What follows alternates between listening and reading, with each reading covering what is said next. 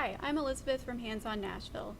I'm here to tell you today about a partnership that Hands On Nashville has with the Tennessean to promote one volunteer opportunity each month exclusively to volunteers from the Tennessean. In May, we're going to be out at the Nashville Cemetery doing a spruce up cleanup project. We'll be out there on May 11th from 9 to 11. And I want to introduce my guest, Ms. Kristen O'Hare, is the Hands On Nashville volunteer leader.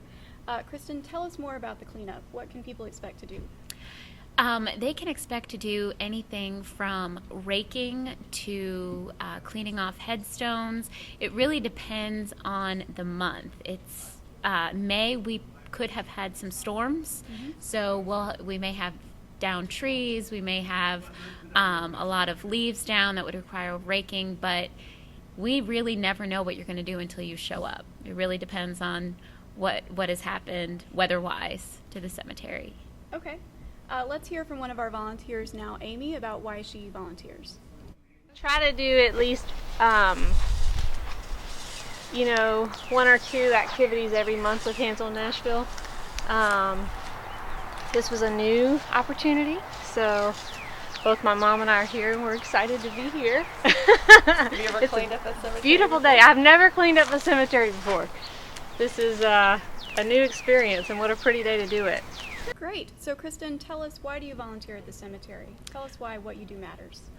I have my master's in public history and primarily in historic preservation, and the Nashville City Cemetery is home right now to the founders of Nashville, and the headstones are corrosive material, and if somebody doesn't go in and clean it up, then they're going to fall apart.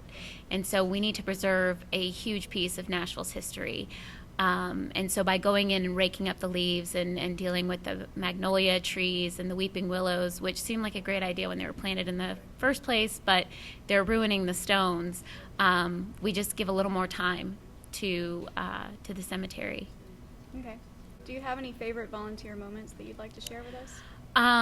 The first time I volunteered, we had just had all the storms go through, and in April of 2011, and we had so many trees down that just the sheer strength it took to see everybody come together and lift these trees, that was pretty incredible teamwork. But one of my favorite moments is when somebody realized they were cleaning their family plot. They were a 7th generation Tennessean, Nashvilleian, and she goes, I really think this is my great-great-grandmother, and she found out that it was. Wow. So that was my favorite moment, because now I kind of, when she comes back, she will not stop coming back. I kind of just put her on her family's plot. That's pretty fantastic. Yeah. Let's hear from Susan about why she volunteers. Well, my family goes back about 7 generations in Nashville, since about 1792. About a year ago, I discovered that I had family buried here at the Nashville City Cemetery, and upon looking that up on the internet, I discovered that Hands On Nashville was doing cleanups, and I thought, well, this would be a great way for me to participate. And I've been kind of hooked ever since. I realized that these markers may be the only tangible evidence that these people existed, and if I can somehow pay respect to them and their family, then I feel like I've accomplished a lot.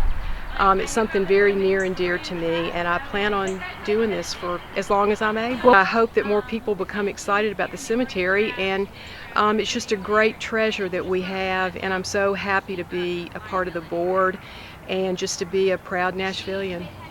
So that's a pretty amazing story from Susan. Kristen, tell us why Nashville Tennessean readers should join you. People have a desire to want to make Nashville a better place, and if you want to make Nashville a better place, a great way to start is to preserve the history of Nashville and its founders. If you love this city as much as everybody does who goes out and volunteers, why not start where it started?